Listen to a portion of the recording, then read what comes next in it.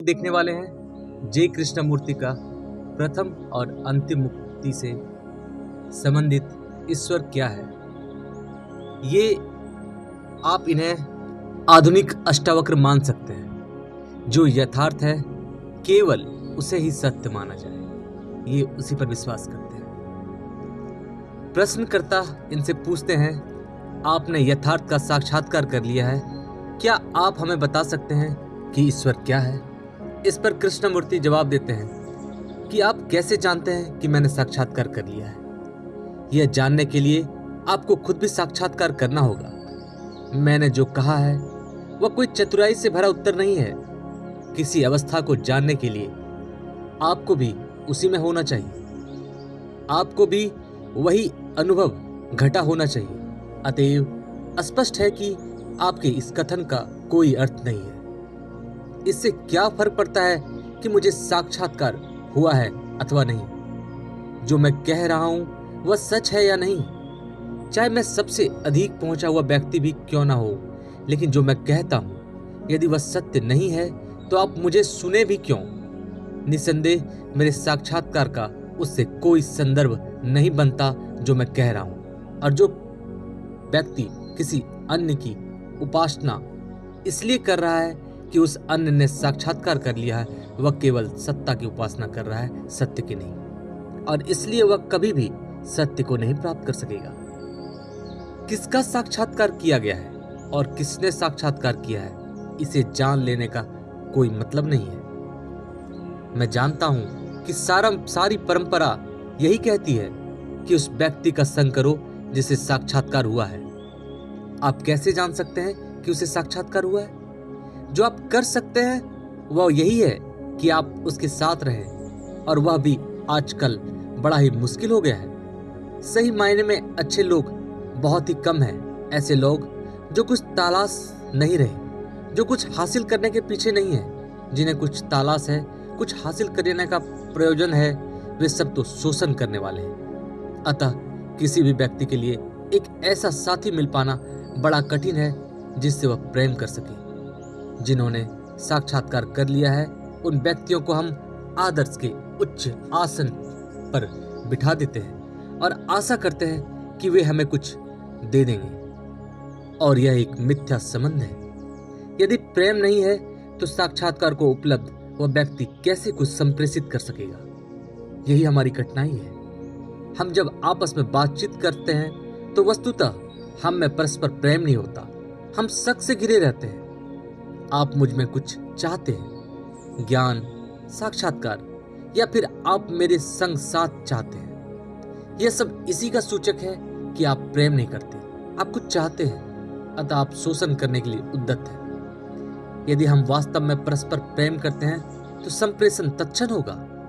तब इससे कोई अंतर नहीं पड़ेगा कि आपने साक्षात्कार कर लिया है और मैंने नहीं किया, अथवा आप बड़े हैं या छोटे। चूंकि हमारे हृदय मुरझा गए हैं, ईश्वर हमारे लिए अत्यधिक महत्वपूर्ण हो गया है। तात्पर्य यह है कि आप ईश्वर को जानना चाहते हैं क्योंकि आपने अपने हृदय के संगीत को खो दिया है। आप गायक के पीछे दौड़ते हैं और उससे पूछते हैं क्या वह आपको गायन सिखा सकेगा। आपको वह तकनीक तो सिखा देगा, परंतु वह तकनीक आपको सृजन की दिशा में नहीं ले जा सकेगी। गायक कैसे जाता है? केवल यह जान लेने से ही आप संगीतज्ञ तो नहीं हो सकते, चाहे आप किसी नृत्य के प्रत्येक पद को जानते हो। परंतु यदि आपके हृदय में सृजन नहीं है तो आप एक यंत्र की भांति ही क्रिया करेंगे। यदि कुछ हासिल कर लेना ही आपका प्रयोजन है तो आप प्रेम न कर पाएंगे। आदर्श जैसी कोई वस्तु नहीं होती, क्योंकि वह तो एक उपलब्धि मात्र है। सौंदर्य कोई उपलब्धि नहीं है, वह एक यथार्थ है, और वह अभी है, इसी समय, भविष्य में नहीं।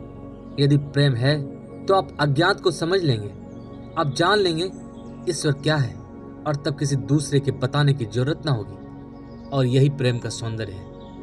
प्रेम स्वयं चिरंतनता ही है। क्योंकि प्रेम का अभाव है, हम चाहते हैं कि कोई दूसरा अथवा ईश्वर हमें प्रेम दे। यदि हम वास्तव में प्रेम करते होते तो आप जानते हैं कि यह संसार कितना अलग होता। तब हम वास्तव में प्रसन्न लोग होते। हम अपनी खुशी को वस्तुओं में, परिवार में, आदर्शों में नहीं खोज रहे होते। हम खुश होते और चीजों, लोगों तथा आदर्शों का हमारे जीवन पर आधिपत्य नहीं होता, वे सभी गौण वस्तुएं हैं। चूंकि हम प्रेम नहीं करते और चूंकि हम खुश नहीं हैं, इसलिए हम वस्तुओं में विनियोग करते हैं, उनमें अपनी ऊर्जा लगाते हैं और ये सोचते हैं कि वे हमें खुशी देंगी। और इन्हीं में से एक है ईश्वर। आप चाहते हैं कि मैं आपको यह बताऊं कि यथार्थ क्या है? क्या अवर्णनीय को शब्दों में प्रस्तुत किया जा सकता है? क्या असीम को मापा जा सकता है? क्या आप वायु को मुट्ठी में पकड़ सकते हैं? और यदि आप ऐसा कर सकते हैं तो क्या वह वायु है? यदि अपरिमेय को आप मापते हैं तो क्या वह यथार्थ है? यदि आप उसका प्रतिपादन करते हैं तो क्या वह यथार्थ है? एकदम नहीं, क्योंकि जब आप किसी अवर्णनीय तत्व का वर्णन करते हैं तो यथार्थ नहीं रहता। जिस क्षण आप अज्ञेय को ज्ञात में अनुदित करते हैं तो वह अज्ञेय नहीं रह जाता। फिर भी यही है जिसके लिए हम लालायित रहते हैं। हम सदा जानना चाहते हैं, क्योंकि तभी हम अपनी निरंतरता बनाए रखने में सफल हो सकेंगे। हम सोचते हैं, तभी हम चरम प्रसन्नता को, अस्थायित्व को हथिया सकने में सफल होंगे। हम ज्ञान चाहते हैं क्योंकि हम खुश नहीं हैं, क्योंकि हम बुरी तरह संघर्षरत हैं। हम थक गए हैं, पस्त हो गए हैं, लेकिन फिर भी हम इस साधारण से तथ्य से परिचित नहीं होते कि हम पतोन्मुख हैं, सुस्त पड़ चुके हैं, थके हारे व अशांत हैं। इसके बजाय हमें जो ज्ञात है उससे दूर हटकर हम अज्ञात की ओर बढ़ना चाहते हैं। वह अज्ञात पुनः ज्ञात बन जाता है और इसलिए हम कभी भी यथार्थ को नहीं पा सकते। अतः किसने साक्षात्कार कर लिया है, यह ईश्वर क्या है, यह पूछने के बजाय आप अपना सारा अवधान, पूरी जागरूकता जो है उसी को क्यों नहीं देते? तब आप अज्ञात को खोज लेंगे। यह कहें कि वह आपके पास आएगा। यदि जो ज्ञात है उसे आप समझ लेंगे तो आप उस मौन को, उस अद्भुत शांति का अनुभव करेंगे जो पैदा की हुई, थोपी हुई नहीं है, और अनुभव करेंगे उस सृजनशील रिक्तता को केवल जिसके रहते यथार्थ का आगमन संभव है। वह उस तक नहीं आएगा जो कुछ बनने में लगा है, संघर्षरत है। वह केवल उसी तक आ पाता है जो विद्यमान है, जो बस है, जो उसे समझ रहा है, जो वस्तुतः है। तब आप देखेंगे कि यथार्थ कहीं दूर नहीं है, अज्ञात दूर नहीं है, जो है उसी में वह है। जैसे किसी समस्या का उत्तर समस्या में ही निहित होता है, उसी प्रकार वह यथार्थ भी जो है उसी में होता है। यदि हम इसे समझ सके तो हम सत्य को जान लेंगे। मूढ़ता, लोभ, दुर्भावना, महत्वाकांक्षा इत्यादि के प्रति सजग होना बहुत ही कठिन है। जो है उसके प्रति जागरूक हो जाने का तथ्य ही सत्य है, और सत्य ही मुक्त करता है, न कि मुक्त होने के लिए आपका प्रयत्न। इस प्रकार यथार्थ दूर नहीं है, पर हम उसे दूर कहीं मान लेते हैं, क्योंकि हम उसका प्रयोग स्व की निरंतरता को बनाए रखने के लिए साधन के रूप में करना चाहते हैं। यथार्थ यहाँ है, अभी है, इसी वर्तमान में है। जो चिरंतन है, कालातीत है, वह अभी इसी वर्तमान में है, परंतु इस वर्तमान को वह व्यक्ति नहीं समझ सकता जो समय के जाल में जकड़ा हुआ है। विचार को समय से मुक्त करने के लिए कर्म की आवश्यकता होती है, लेकिन मन आलसी है, काहिल है, और इसलिए वह सदा और बाधाएं निर्मित करता रहता है।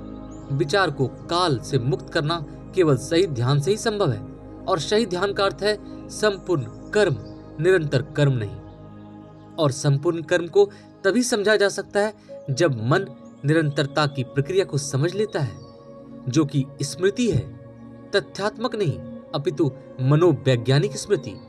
जब तक स्मृति कार्यरत है, मन के लिए जो है उसे समझना संभव नहीं। लेकिन जब व्यक्ति समापन के महत्व को समझ लेता है तो उसका मन, उसका समस्त व्यक्तित्व असाधारण रूप से सृजनशील हो जाता है, क्योंकि समापन में ही नूतन उदित होता है, जबकि निरंतरता में मृत्यु है, क्षय है। तो इस तरह आपने इस प्रश्न के उत्तर को देखा। दोस्तों, आप चैनल पे बने रहें, मैं आगे भी इसी तरह की वीडियोस को लाता रहूँगा। वीडियोस को लाइक करें और चैनल को सब्सक्राइब करना ना भूलें।